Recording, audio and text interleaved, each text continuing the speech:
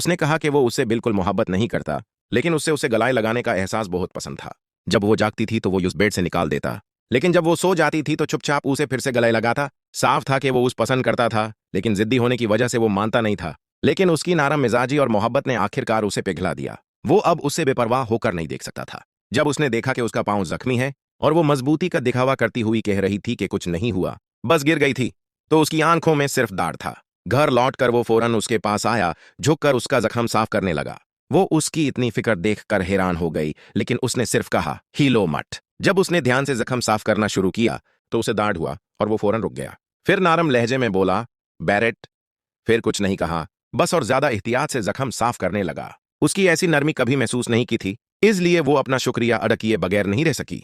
लेकिन वो फौरन फिर से सख्त हो गया और कहा, अगली बार इधर उधर मत घूमना। पता चला कि वो सिर्फ उसकी फिक्र करता था, इसलिए ऐसा सख्त दिखाई देता था।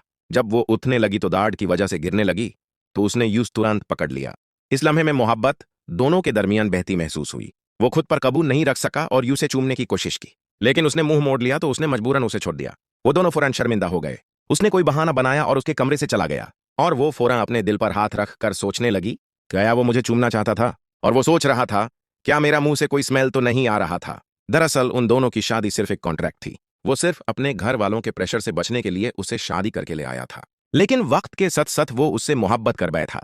उसका पैसों के लिए शादी करना उसे लगा कि शायद वो सिर्फ एक लालची लड़की है, इसलिए वो अपनी फीलिंग्स का इजहार नहीं कर सका।